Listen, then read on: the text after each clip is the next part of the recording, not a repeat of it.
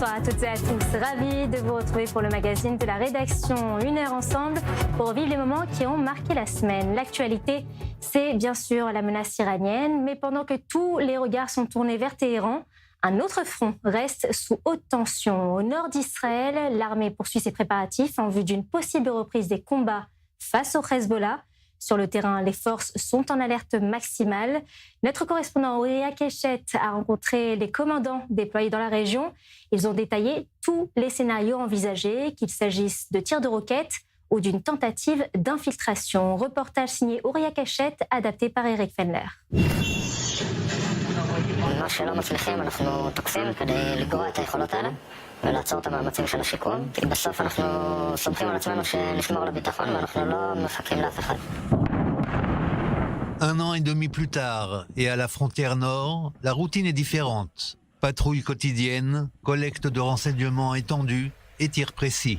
אחד ההישגים שלנו, אחרי חצי צפון שהצלחנו לארגן פה את המרחב וליצור פה קווים מאוד מאוד ברורים, הצד השני יודע שהוא לא יכול לעבור אותם. אוכפים את זה על ידי אירועי פתיחה באש מאוד ברורות, שמי שעובר קו מסוים, הם מבצעים עליו איזשהו נוהל מעצר חשוד. הדברים האלה התמעטו, אם בשישי באוקטובר המרחב הגדר היה הסתובבות חופשית, היום זה לא המצב.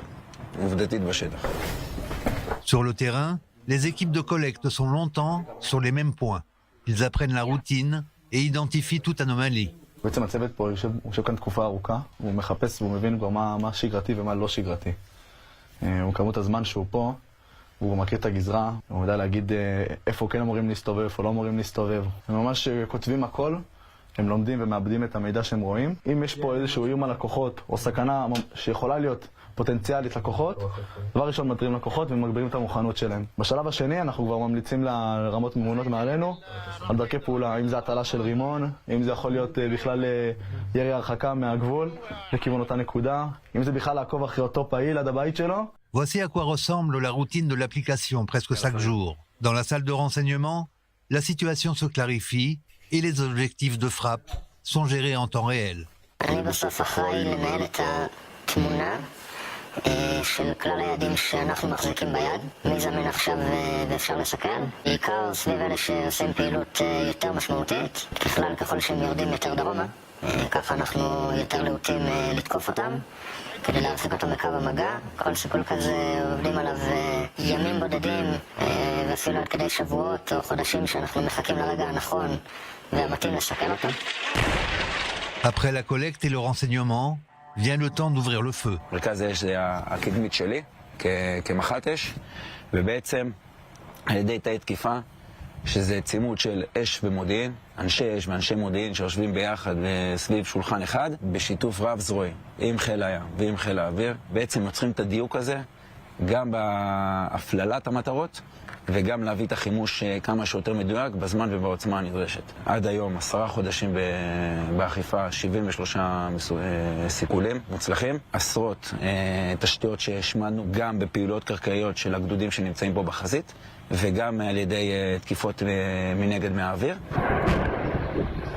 Le Hezbollah tente de se reconstruire et de se renforcer, mais Tsahal ne le permet pas. צה"ל למד שאנחנו לא יכולים לתת למפלצות לקום מולנו. במרחב הקרוב לגדר, עד 7 קילומטרים, אין פעילות צבאית מתפקדת של חיזבאללה.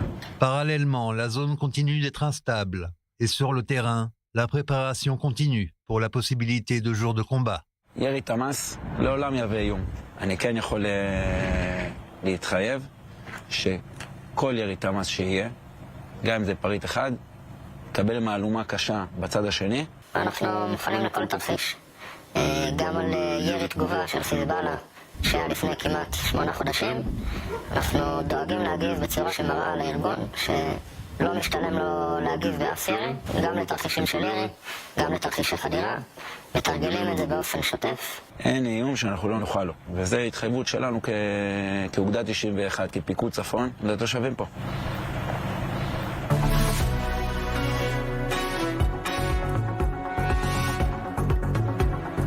On poursuit avec un reportage spécial depuis la bande de Gaza. Sur place, le Hamas ne semble attendre ni une force multinationale, ni le Conseil de paix de Donald Trump. L'organisation terroriste s'attelle activement à la reconstruction.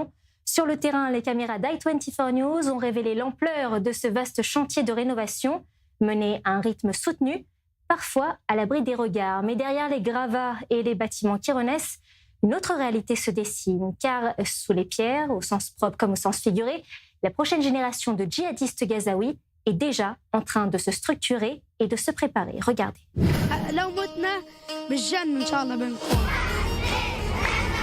שהוא הדור שאחרי ה7 באוקטובר. מאחורי הקלעים חמאס ימשיך לפעול. נשארנו ושרדנו, ואנחנו נערכים למערכה הבאה. תעמולה ארסית ביותר. مخططات الاحتلال في سعيه لتدمير بيوت الله عز وجل. בני משפחתי ימותו. העיר שלי תחרב, אבל זה שווה עבור הג'יהאד.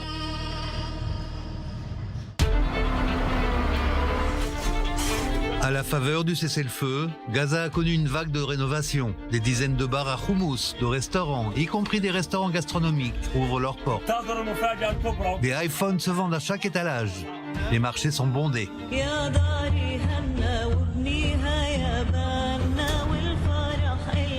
Des dizaines de couples se marient grâce au financement de pays arabes. Les bâtiments détruits servent de décor. L'université islamique a aussi rouvert ses portes.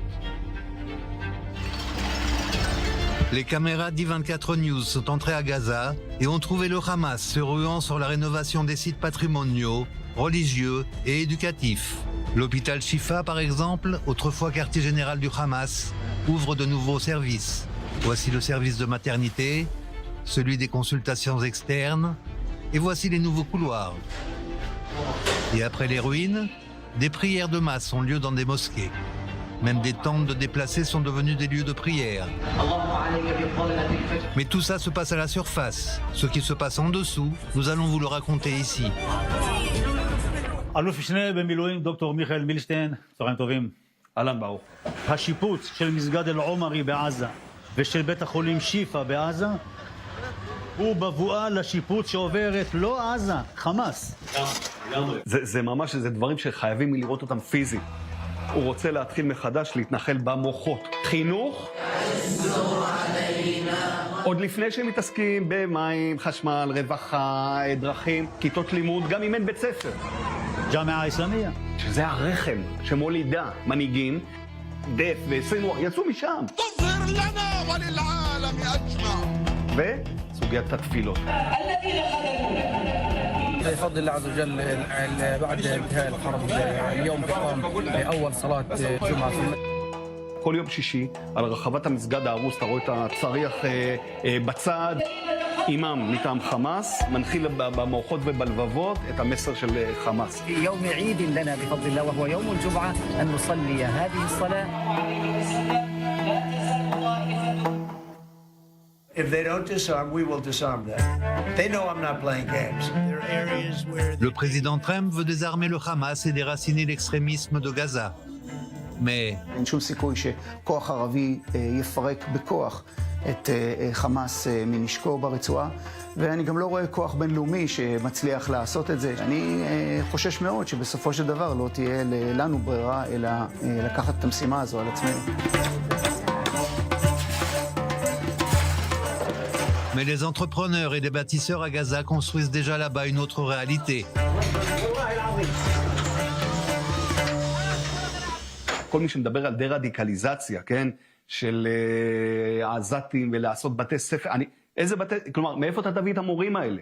אולי לטוני בלר הפתרונים. בהנחה שהוא לא רק מביא כסף, כי עוד פעם, כסף זה הקונספציה של ה7 באוקטובר, של עם דולר אני מכופף לך אידיאולוגיה.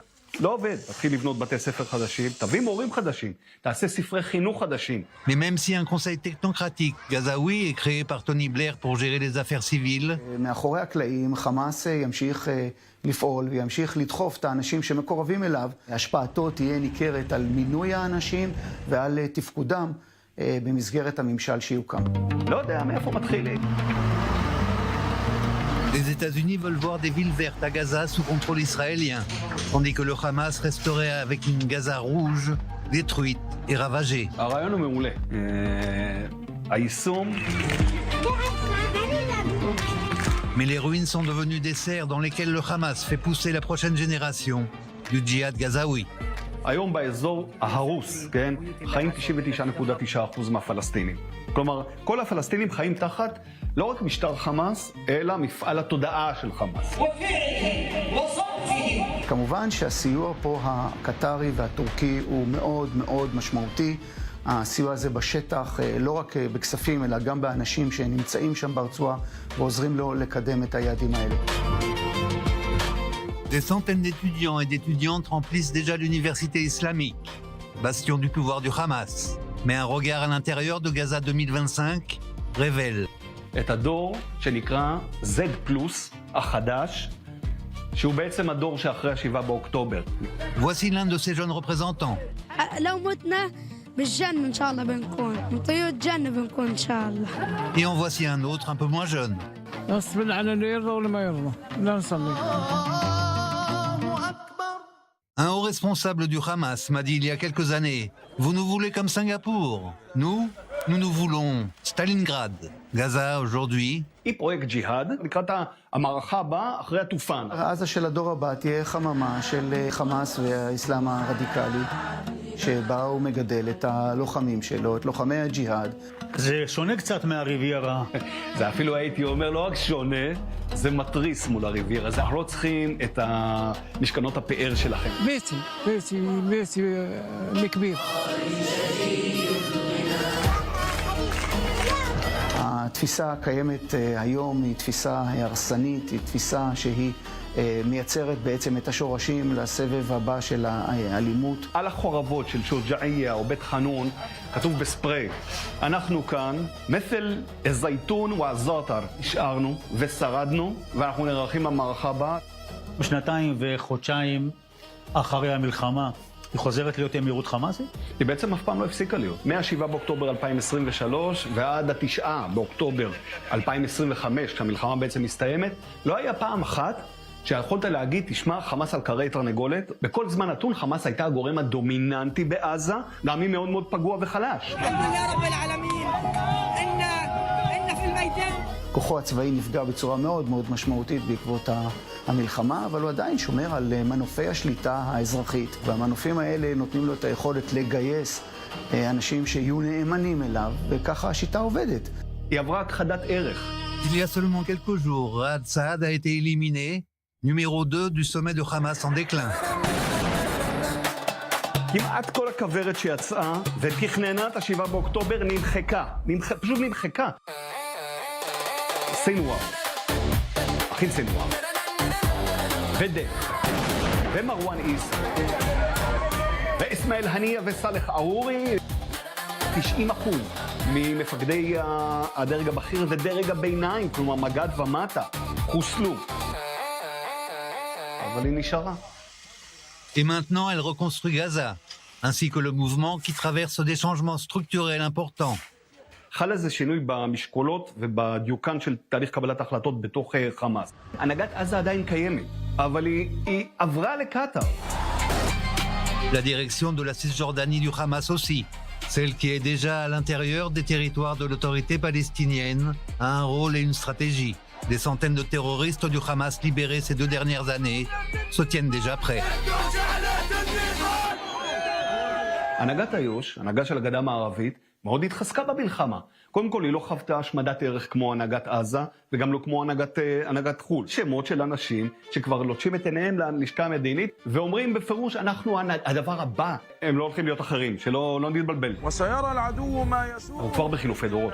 מי שמצעיד את חמאס, זה אנשים שהם עבר צבאי כולם, ממוקדים באמת בסיפור הזה של הג'יהאד. וההזדמנויות האלה, אגב, יכולות לבוא אם פתאום, אנחנו מגלים שאנחנו ביום שאחרי אבו מאזן. Et c'est ici qu'il faut s'arrêter sur les secrets de la force du Hamas. גם אם אתה מאבד את בני המשפחה, וגם אם אתה נפצע קשה, וגם אם אתה כמובן מאבד נכסים, העיר שלי תחרב, אבל זה שווה עבור הג'יהאד. אנחנו מאוד מתגאים שכבר הרגנו את המג"ד השביעי בשוג'עיה. השביעי מתחילת המלחמה. תשמע, הבן אדם נכנס, יודע שמותו ודאי, אבל עדיין נכנס לאירוע הזה. תמיד יש סנסל, יש שרשרת של אנשים שמוכנים למלא את השורה. הם לא יצור שיש לו ראש, שאם אתה קוטם אותו הוא פשוט מפסיק לפעול. החטיבות והגדודים פורקו, אז עוברים לדגם אחר, גרילה. Et aussi l'absence de menace existentielle. לא הבנו את ה-DNA של עזה. ההצלחה הכי גדולה שלו הייתה השליטה על הסיוע ההומניטרי ועל חלוקת המזון. וחמאס ניצל את זה עד תום. האם אבו שבאב אי פעם, אבו שבאב ואסטל ואשרף מנסי, האם אי פעם הם היו חלופה? תראה, בדרך כלל אני זהיר, במקרה הזה אני אגיד את זה בצורה מאוד ברורה. ממש לא. אנחנו לוקחים אנשים משולי החברה הפלסטינית, כן? אנחנו מאמינים שאלה יהיו חלופה לחמאס. ניסינו להכניס אנשי מודקה במובלעות. בהנחיית רמאללה. בהנחיית רמאללה, במעורבות המצרים. מצרים לא רוצה לשלוט ברצועת עזה. המצרים רוצים בחזרת הרשות הפלסטינית, לכן הם גם מאמנים אותם. לפחות שתהיה בך הבושה היסודית להגיד, אכן לא התכוננתי כמו שצריך. Et pendant ce temps, alors qu'en Israël, les débats se poursuivent encore quant aux raisons de l'échec et de la surprise du 7 octobre, une réalité dangereuse se forme à Gaza. התחושה שלי שבגלל שלא תחקרנו את ה-7 באוקטובר, זרעי הקונספציה נשמרו בתודעה. GHF, חמולות, עיר הומניטרית, חזון טראמפ, הוקמה מנהלת לעידוד ההגירה במשרד הביטחון. ואתה אומר, תגיד, מה למדנו בעצם מה-7 באוקטובר? La prochaine génération fréquente déjà les mosquées, les salles de classe détruites et la Jama Islamaya. La direction extérieure cherche une alternative politique. קטר וגם טורקיה מעוניינות לשמר את חמאס במלוא עוצמתו. La direction de la Cisjordanie se renforce. Et des ruines émerge la prochaine génération du djihad de Gaza. Ce que l'on voit d'ici ne se voit pas de là-bas.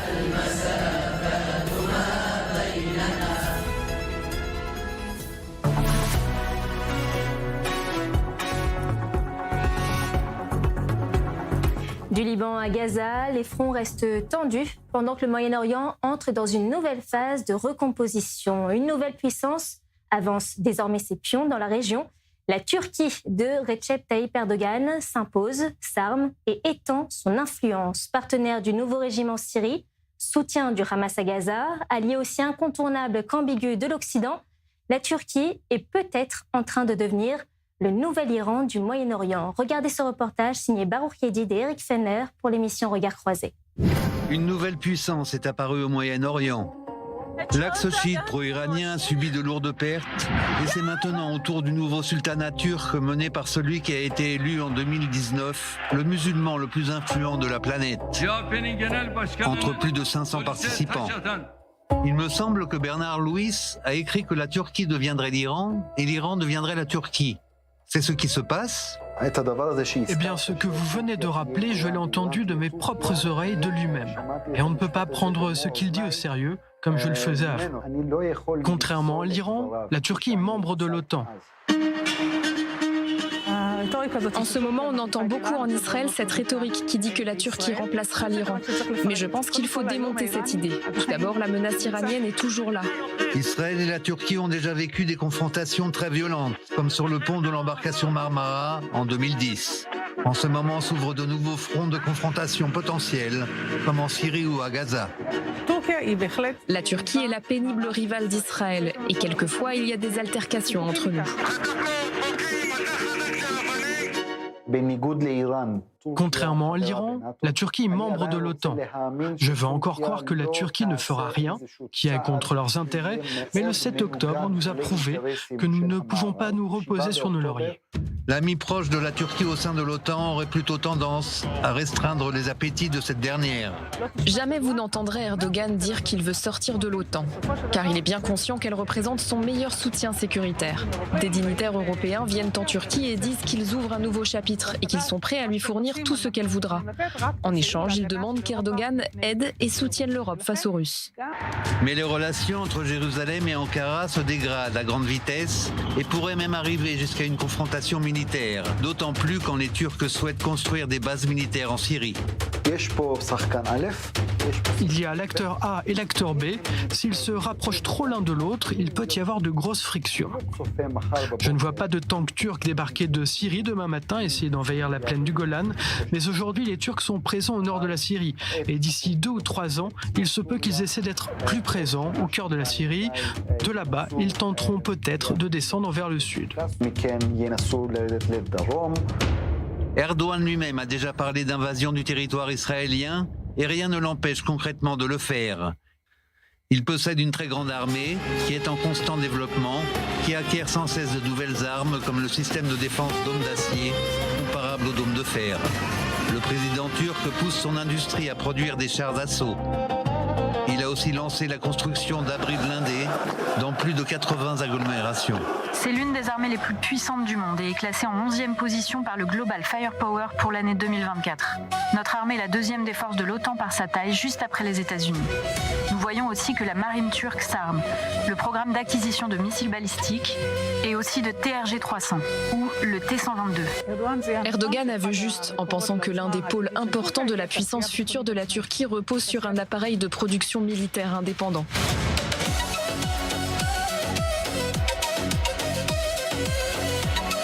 Cela lui permet aussi de pouvoir contourner ce qui par le passé lui était impossible, l'embargo de vente d'armes. De plus, il sait qu'une industrie militaire nationale est aussi un atout de taille en diplomatie. Au moment où vous produisez des armes qui sont importantes pour d'autres nations, vous augmentez votre influence. La production et la livraison de drones à l'Arabie Saoudite en est un exemple. Elle fait l'acquisition d'avions Eurofighter déjà utilisés du Qatar et d'Oman. En plus de l'ajout d'armements massifs de la Turquie, l'élargissement de leur système de missiles balistiques, la Turquie place des missiles sur une zone très étendue. C'est planter le drapeau, rien de moins, des drapeaux turcs disséminés sur différents fronts du Moyen-Orient où passent les frontières d'Israël.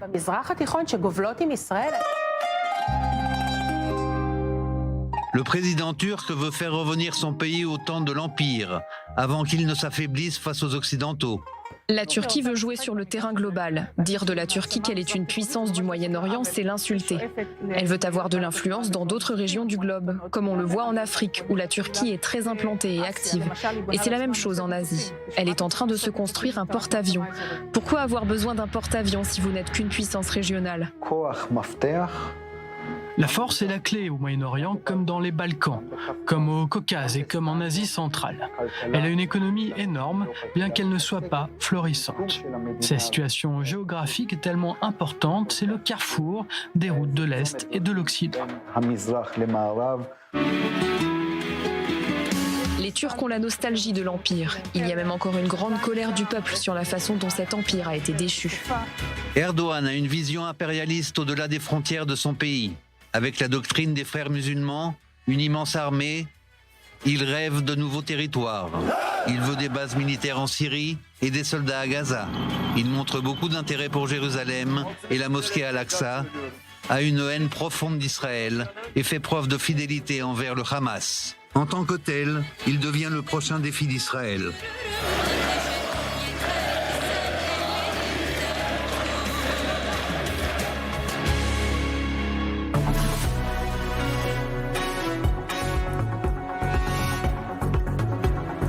Les autorités libanaises ont ouvert une enquête après la disparition récente d'Ahmed Choukar, un ancien officier de sécurité étroitement lié à l'un des épisodes les plus sensibles et les plus douloureux du conflit israélo-libanais. La capture de Ron Arad en 1986. Depuis près de 40 ans, le corps de Ron Arad n'a jamais été restitué à Israël. Toutes les pistes sont envisagées par les enquêteurs. Un enlèvement, un transfert hors du territoire libanais, voire une élimination ciblée. Reportage signé Océane Nicole. Cela fait plus d'une semaine qu'Ahmad Skour est introuvable. Les autorités locales ont ouvert une enquête pour retrouver ce retraité libanais qui avait occupé le poste d'officier de la Sûreté générale. Selon Beyrouth, Ahmad Skour aurait été attiré hors de son village natal de Nabichit vers une zone proche de Zahalé où les traces de lui se sont arrêtées. 2 personnes de nationalité suédoise seraient liées à son enlèvement. Elles seraient arrivées au Liban 2 jours avant la disparition du retraité libanais. Toutes les pistes sont envisagées par les enquêteurs. Un enlèvement, un transfert hors du territoire libanais, voire une élimination ciblée. Selon des sources rapportées par certains médias arabes, l'ancien officier libanais aurait été drogué et transféré hors du Liban via la région du Mont Hermon, par voie aérienne ou maritime. Le Liban soupçonne Israël d'être responsable de la disparition, car Ahmad Skour est le frère de Hassan Skour, impliqué dans le groupe ayant capturé Ron Arad et tué en 1888 par les forces israéliennes. Ahmad Skour est aussi parent de Fouad Skour, un haut responsable militaire du Hezbollah, éliminé par Israël l'année dernière. L'avion de Ron Arad a été abattu au-dessus du sud du Liban le 16 octobre 1986. Son pilote aurait d'abord été détenu par le mouvement chiite Amal. Présumé aujourd'hui mort, le corps de Ron Arad n'a jamais été restitué à Israël.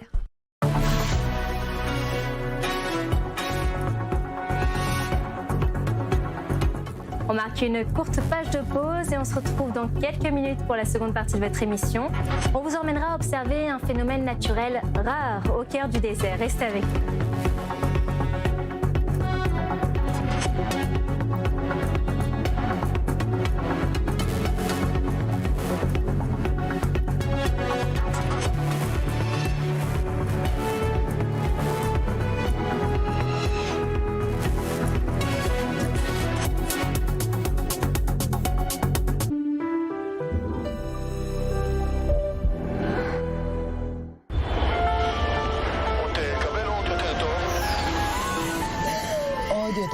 עוד יותר, כן. מזל טוב.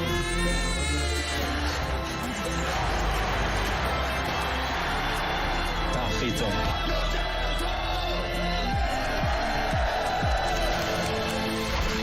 עוד יותר טוב. אלבר, רק את הטוב.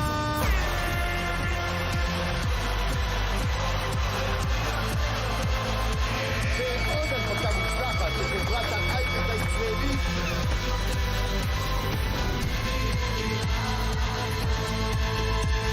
אולי יצאו יותר טוב משהו.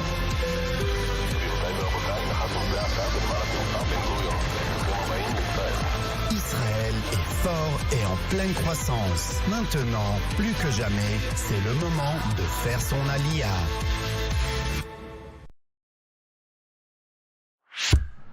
Vous vivez en Israël ou préparez votre alia? Félicitations. Vous avez un téléphone? Parfait. Téléchargez gratuitement l'appli Olim et découvrez tout ce que nous avons à vous offrir. Prise de rendez-vous médicaux et administratifs, paiement de vos factures, vérification de dettes, traduction instantanée, recommandations de professionnels, suivi de demandes et bien d'autres choses encore. Et si vous n'y arrivez pas tout seul, notre équipe parle votre langue et vous aide dans toutes vos démarches en Israël, à partir de 99 shekels par mois en illimité et pour toute la famille. Alors n'hésitez plus. Téléchargez l'appli ou contactez-nous. Cabinet d'assurance, que puis-je faire pour vous? Bonjour, j'appelle pour les frais Si d'hospitalisation. vous appelez pour un sinistre, tapez 1. Pour un contrat, faites le 2. Une facture, 2 pour un faites le contrat. 3. Pour une réclamation, faites le 4. Allô, j'ai dit 2, le 2. Pour les horaires de cinéma, faites le 5. Vous êtes sérieux là? Vous vous réconciliez avec votre ex? Parfois, il suffit de changer d'univers pour être enfin bien assuré et rassuré. Choisissez Univers.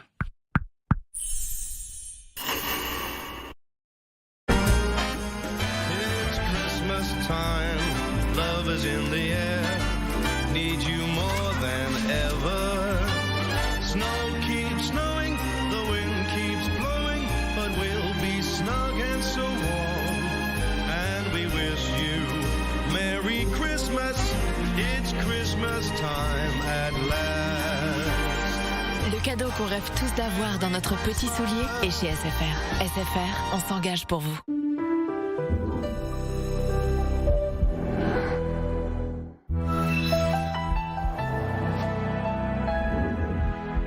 Parce qu'au Moyen-Orient, chaque jour qui passe écrit l'histoire. Parce qu'ici, tout va plus vite, tout s'amplifie. Parce que vous informer, c'est notre ADN. La grande édition, votre rendez-vous quotidien et en direct. Du dimanche au jeudi sur i24 News. InnovNation est de retour sur i24 News. Chaque semaine, nous vous emmènerons à la découverte de celles et ceux qui font demain, ici, au cœur de la Startup Nation. Santé, mobilité, culture, agriculture, ici l'innovation n'est pas un mot-clé, c'est un mode de vie. InnovNation, c'est le rendez-vous des idées qui osent et qui fonctionnent. Rendez-vous chaque semaine pour découvrir ensemble les coulisses de l'innovation Made in Israël. InnovNation, tous les mardis sur i24 News. Besoin d'être toujours connecté à l'actualité? Découvrez ou redécouvrez notre site i24news.tv. Retrouvez tous les articles, toutes les interviews et tous les lives à chaque instant sur notre site. Alors pourquoi attendre? Téléchargez dès maintenant l'application i24 News. Le cœur du nouveau Moyen-Orient, sur i24 News.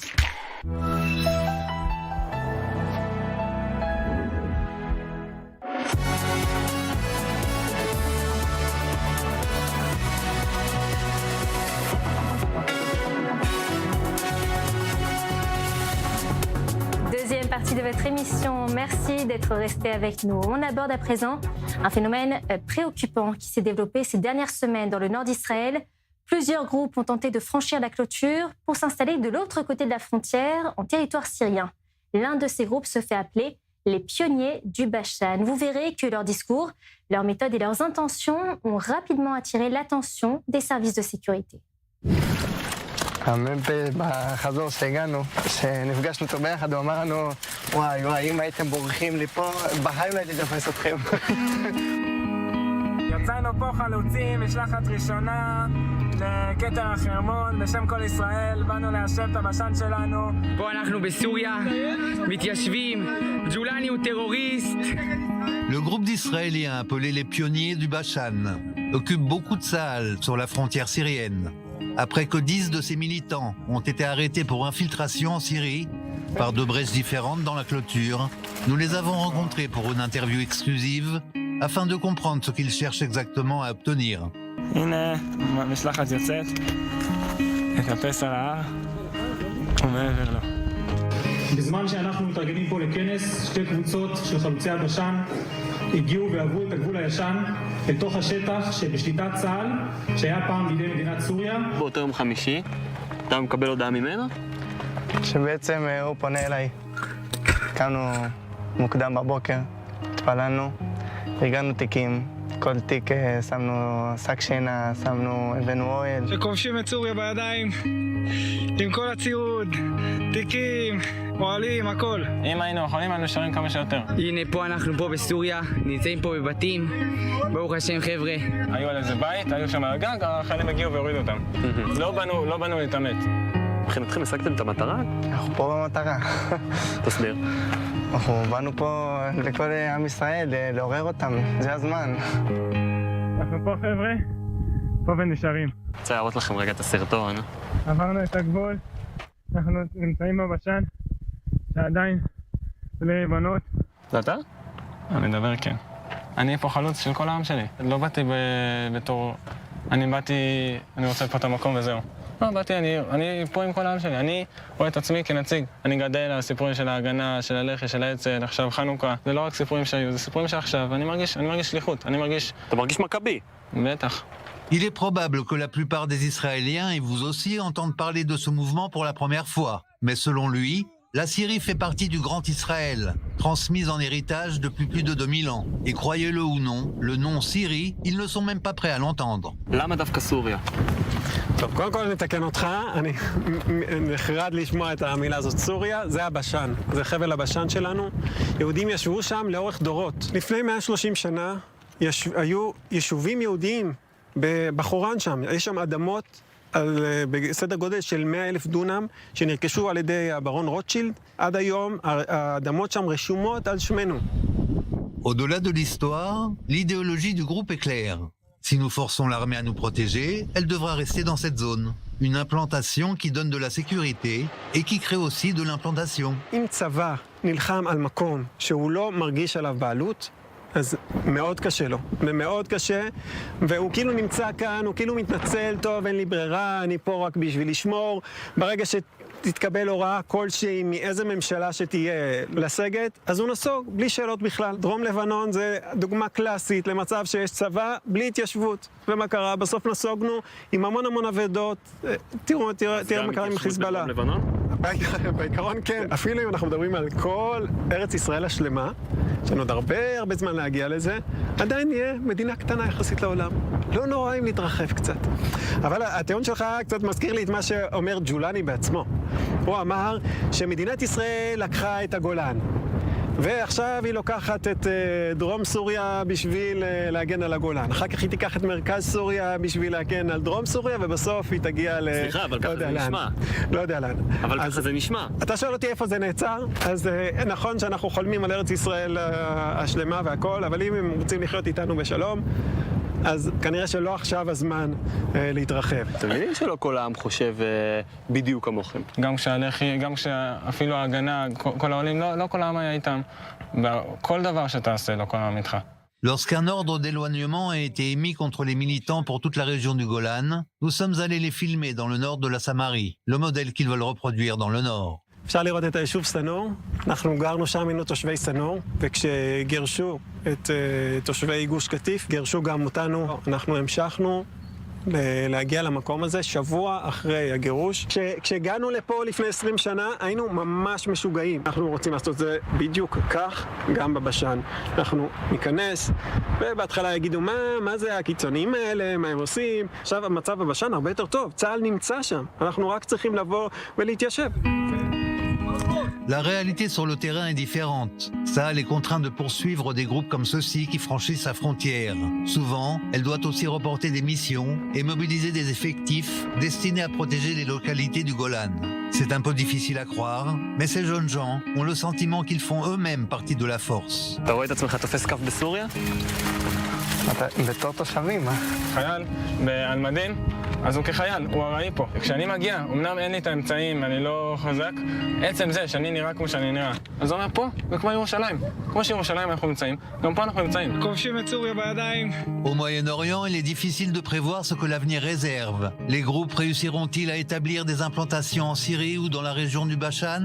Et Tsahal sera-t-il contraint de se retirer sous couvert d'un accord international? Ce qui est sûr, c'est que la lutte pour le territoire situé à l'est du plateau du Golan ne fait que commencer.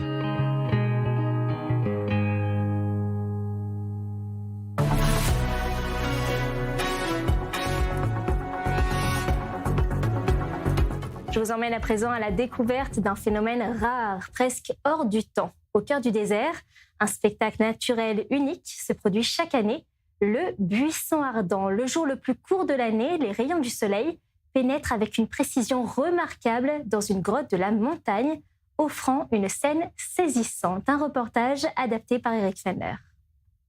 רק ב-21 לדצמבר, ב-12 עד 12:30 זהו. בואנה, תראה איזה מרגש להיות כאן באחד המקומות שפתוחים רק מספר ימים מצומצם בשנה. אחד הערים המפורסמים, האיקונים ביותר שלנו, כישראלים, כיהודים.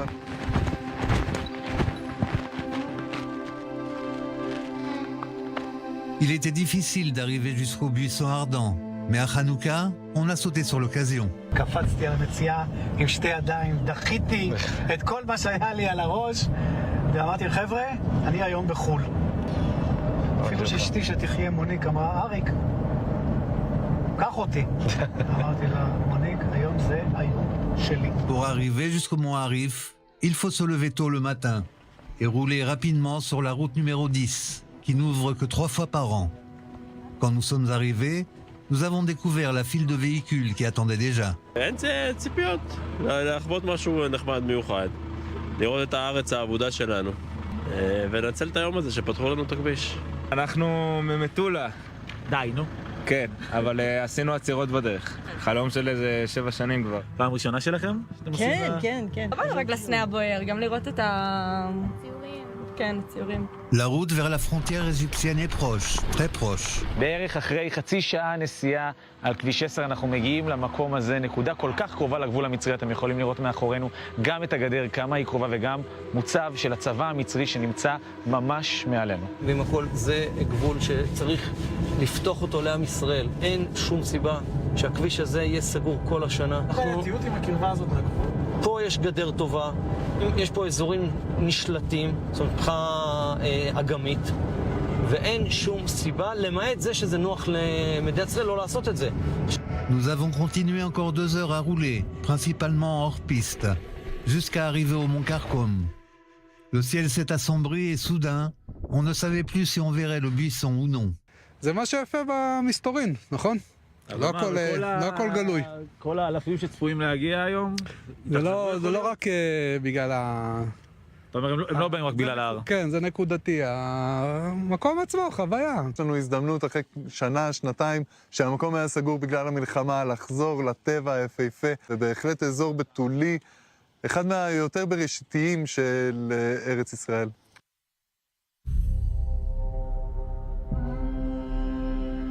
התפזרו העננים, הגענו שנייה לפני, והנה התוצאה.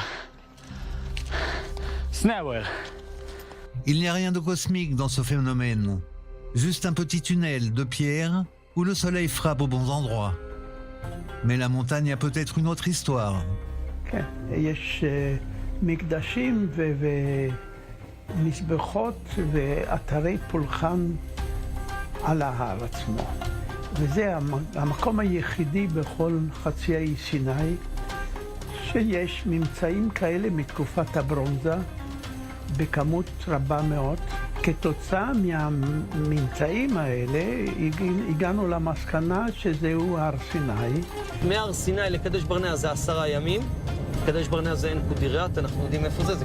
אז זה לא מופרך שהר כרכום יכול להיות, אבל אנחנו יודעים להגיד שזה אחלה סיפור. הוותיקן סקרן, הוא לא מבטל את זה, אבל הוא עדיין לא הכריז על מיקום של הר סיני. מרשים מאוד, ממש, כן. תראה, להגיד לך שזה שווה את כל ההשקעה, כאילו, כל מה שעברנו עד לפה, את החור הזה, זה בסדר. אבל עדיין, אשליה אופטית מטורפת, אין ספק. אתה באמת חושב שהיית שם יציאת מצרים? שזה ההר? אני לא רוצה לעבוד. למה? מה זה משנה אם זה הר סיני או לא הר סיני? זה מקום יפה, זה מחזה יפה, בדיוק. Nous ne saurons peut-être jamais si c'est ici vraiment que le peuple d'Israël a reçu la Torah. Mais une chose est sûre, pour tous ceux qui sont venus aujourd'hui, c'est la terre promise.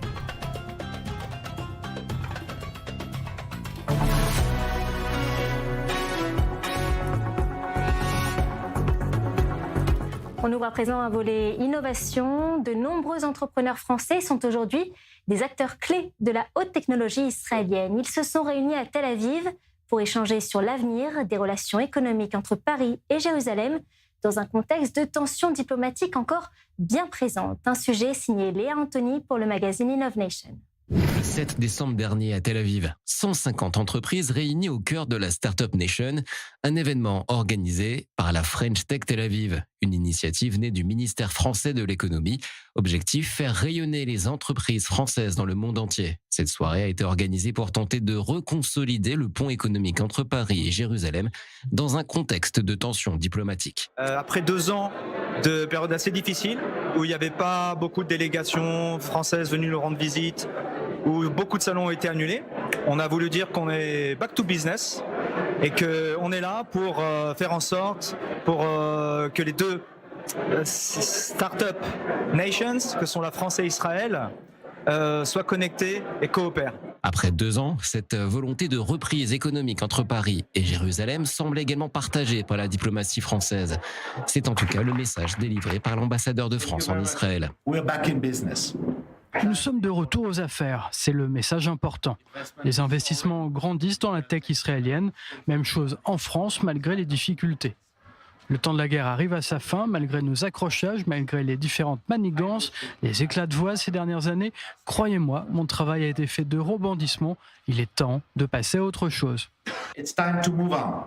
En 2024, le volume total des échanges de biens entre la France et Israël était d'environ 3,1 milliards d'euros, contre 3,6 en 2022.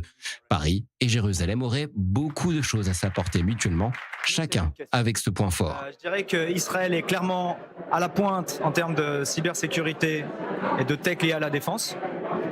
De son côté, la France et la recherche fondamentale française est très en avance, est assez en avance dans le domaine de l'informatique quantique et de l'intelligence artificielle.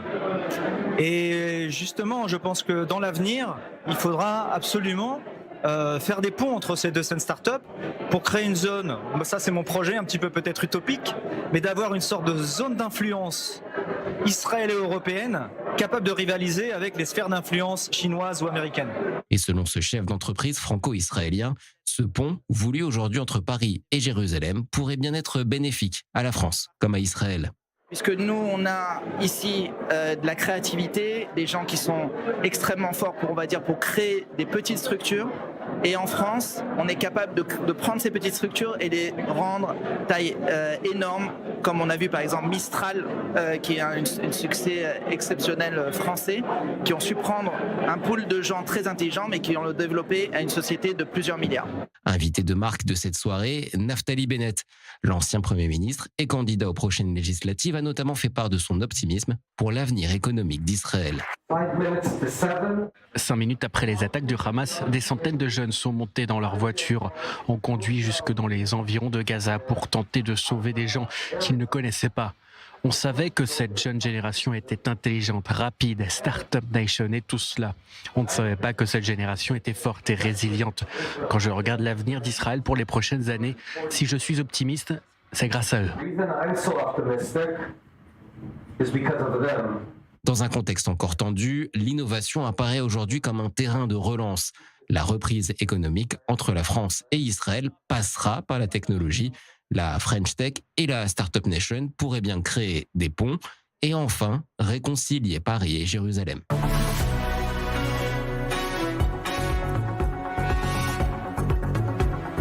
On continue à parler innovation, cette fois dans le domaine de la santé. Pendant la grossesse, les échographies sont devenues un rendez-vous essentiel, mais les délais d'attente et le manque de praticiens compliquent parfois le suivi des futures mères. Une start-up israélienne propose un dispositif permettant aux femmes enceintes de réaliser elles-mêmes des échographies à domicile tout en restant sous supervision médicale. Regardez ce reportage signé Christopher Barolin et Natacha Kirchuk.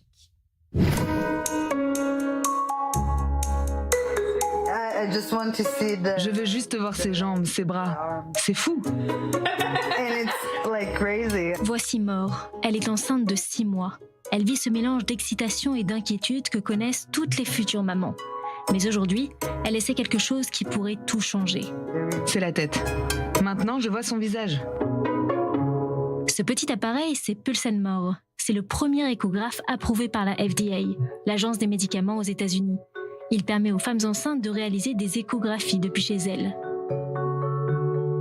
Quand vous êtes à la maison et que vous ne pouvez pas voir le bébé, qu'est-ce que vous aimeriez le plus voir ? Chaque fois que moi je m'endors, elle se réveille. C'est là que j'ai vraiment envie de savoir ce qu'elle fait et si tout va bien. Ça vous arrive souvent d'être nerveuse et de vouloir la voir là tout de suite ? Oui, surtout le matin, je me demande toujours quand le premier coup de pied de la journée va arriver.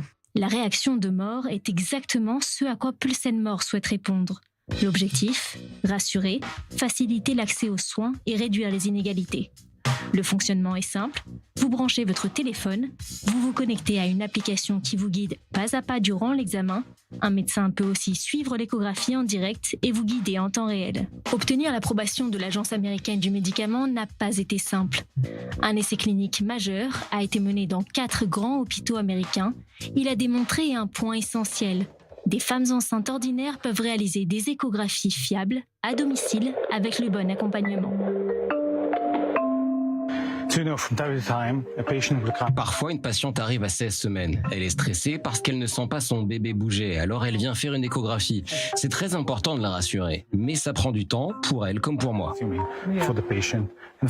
Le professeur Eran Hadar est le chef du département de médecine fœto-maternelle au centre médical Rabin de Petar Tikva. Plus de 2000 patientes utilisent aujourd'hui Pulse & More.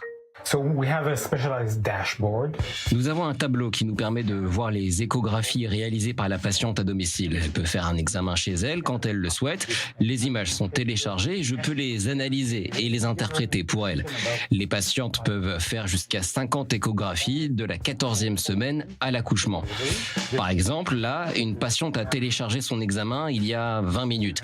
C'est sa 9e échographie. On voit ici un très beau bébé avec un battement cardiaque fort et une bonne quantité de liquide amniotique. Je vois les mouvements fœtaux. Vous êtes en train de lui envoyer un message? Oui, elle va recevoir un SMS. Si je pense que quelque chose n'est pas normal, je l'appellerai pour lui expliquer quoi faire. Quel impact cela a-t-il sur votre quotidien? J'ai beaucoup de patientes qui viennent et qui me disent « J'ai juste besoin de savoir que tout va bien. Faire une échographie, ça me prend 1 minute. Mais la patiente l'a fait à la maison. Elle n'a pas besoin de se déplacer, de trouver une place de parking, d'attendre. En 1 minute, elle l'a fait depuis chez elle et moi, je la vois depuis ici. » Donc, au final, ça libère aussi les salles d'attente. D'une certaine manière, il y a toujours de l'attente ici. Exactement.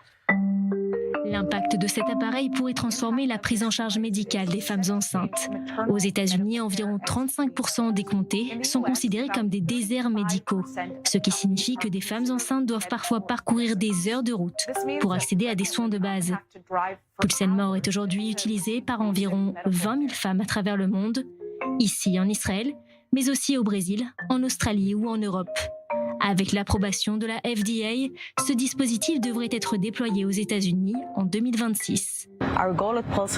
Notre objectif chez Pulse & More est simplement de rendre l'échographie à domicile accessible à chaque patiente qui le souhaite.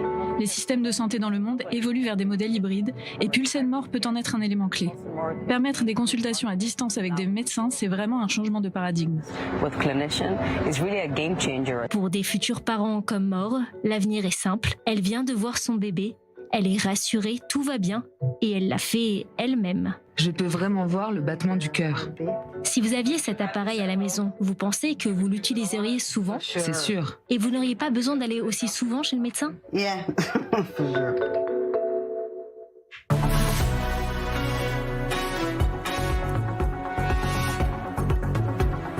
On termine ce numéro du magazine de la rédaction avec un sujet consacré au post-trauma des soldats et aux solutions concrètes mises en place pour les accompagner au quotidien. Parmi elles, une aide de plus en plus utilisée, des chiens d'assistance spécialement entraînés pour soutenir ces soldats dans leur reconstruction.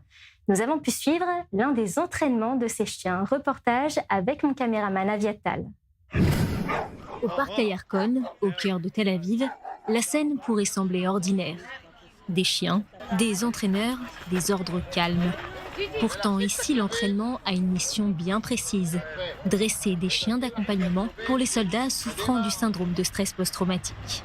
Pour de nombreux soldats et réservistes, le retour à la vie civile est un choc silencieux. Les combats sont terminés, mais le corps et l'esprit restent en alerte.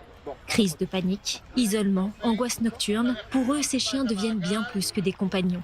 Ils sont un appui constant, capable de détecter les signes de détresse avant même que la crise ne s'installe. Ces chiens sont élevés ici dans ce centre d'élevage et ils sont confiés aux soldats et ils leur permettent de surmonter les crises de panique qu'ils ont continuellement après tout ce qu'ils ont vécu à l'armée. Le chien sent quand le soldat va criser et lui permet de surmonter tout ça. Des chiens étaient fournis déjà complètement dressés, mais actuellement, on attribue aux soldats même des chiots. Ces chiens sont formés dès le plus jeune âge. Ils apprennent à reconnaître les signes de détresse, une tension, un changement de posture, une respiration qui s'accélère. Ils sont formés pour intervenir avant que la crise ne prenne toute la place. Et pour cela, l'entraînement de ce soir au parc Ayarkon est essentiel. Ils apprennent à obéir aux ordres, s'asseoir, se coucher, tourner et même marcher à une allure conditionnée. Avancez avec le chien, doucement. Doucement et collé à vous. Doucement. Les chiens sont entraînés à reconnaître les odeurs. Je vais cacher ce jouet et chacun son tour va tenter de le retrouver. Mission accomplie, un à un. Chaque chien parvient à retrouver et à extraire le jouet caché dans le tuyau, ou presque. Annie Grunwald est engagée dans l'aide aux soldats et à leurs familles. Depuis le début de la guerre, la détresse psychologique est devenue impossible à ignorer. Des dizaines de milliers de personnes souffrent de troubles post-traumatiques. Il y a beaucoup de suicides. Il y en a eu plus de 20 ces 6 derniers mois. Et c'est affolant et on ne peut pas accepter ça. Alors nous nous sommes tournés vers l'association EGOZ qui œuvre beaucoup pour protéger ces soldats. Ils fournissent aux soldats des chiens d'accompagnement qui leur permettent de surmonter leur traumatisme. Dans les programmes des chiens d'accompagnement, certaines races sont privilégiées et dressées spécifiquement pour cela. Labrador, Golden Retriever, des chiens stables, capables d'intervenir physiquement et de rassurer par leur présence. Mais ce qui compte avant tout, c'est le tempérament, la capacité à rester calme et attentif à l'humain. Preuve que pour accompagner un soldat, il ne faut pas forcément être grand. Un chien d'accompagnement coûte environ 5 000 €. Une somme importante financée presque exclusivement par des dons. À ce jour, plus d'une centaine de chiens ont déjà été confiés à des soldats, mais les besoins restent immenses. Des dizaines attendent encore. Et leur nombre pourrait très vite bondir dès la fin de la guerre. En effet, le stress post-traumatique peut se déclarer des semaines, des mois, parfois même des années après les événements. La compagnie EGOZ en a déjà fourni 120 et il y a 60 soldats qui sont en attente d'un chien d'accompagnement. Et c'est pour ça que nous sommes toujours sur le pont pour essayer d'en acheter un maximum. On a besoin d'un maximum de fonds, même des petites sommes l'une après l'autre. Et je remercie à l'avance tous ceux qui pourront nous aider. Pour en savoir plus sur l'association Bnai Brit et ses initiatives, son site internet s'affiche en bas de l'écran. Ces chiens ne remplacent pas un suivi médical, mais ils permettent parfois l'essentiel, rester debout et retrouver une humanité après avoir vécu des situations inhumaines.